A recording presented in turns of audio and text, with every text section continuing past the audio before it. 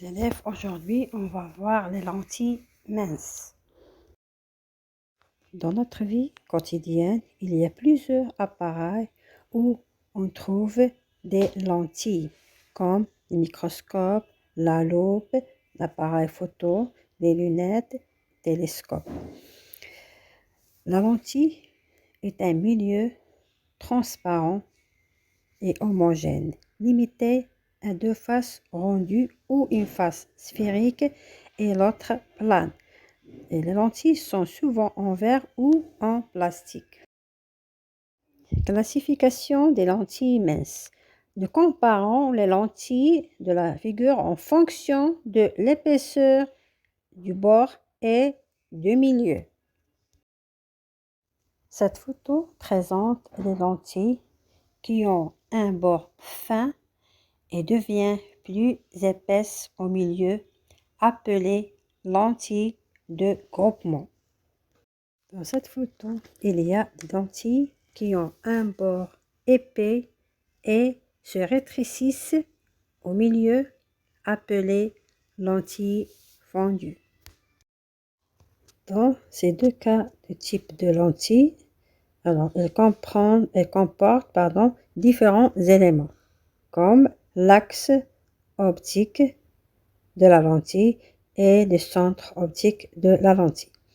C'est quoi l'axe optique? L'axe optique, c'est le principal de la lentille, c'est reliant les deux centres de sphère C1 et C2 qu'on voyait sur la photo. Et pour les deux cas, lentille convergente ou lentille divergente.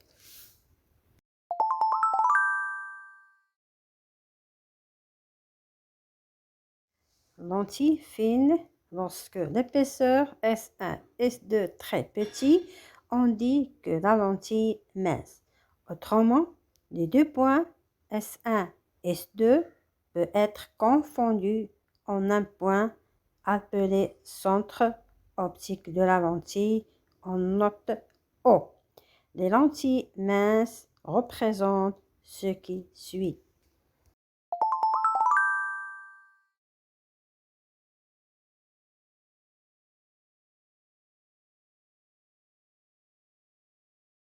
Classification physique des lentilles. Les lentilles physiques sont classées en deux types, comme le montre l'expérience.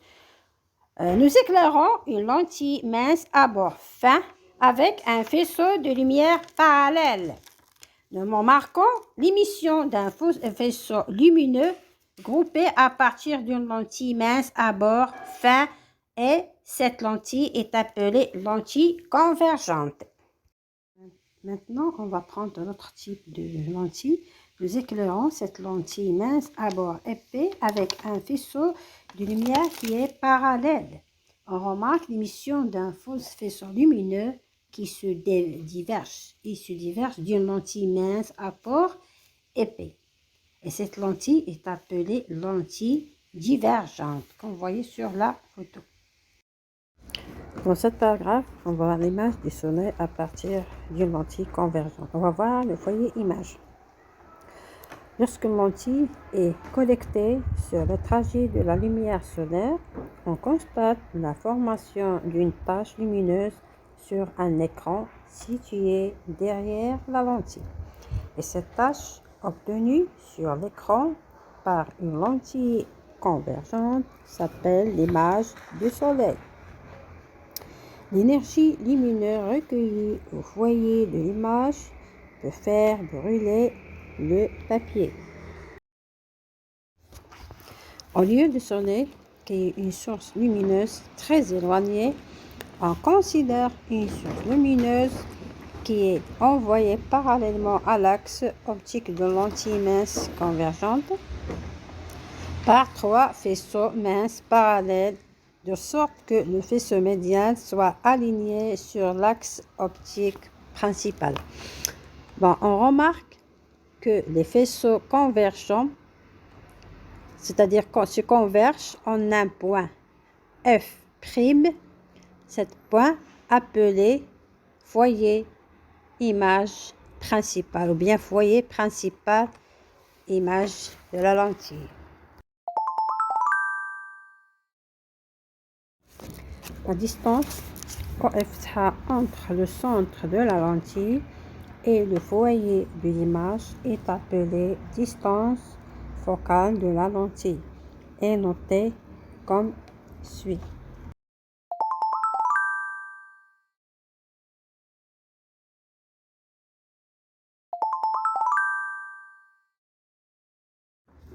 Convergence d'une lentille. La puissance de lentille et sa capacité à rassembler les rayons vers l'axe optique principal. Puisque la distance focale est petite, puisque la puissance de l'objectif est grande et vice-versa. Il en ressort clairement qu'il existe une proportion inverse entre la puissance de la lentille et sa distance focale. Et nous symbolisons la puissance de la lentille avec la lettre C et écrivons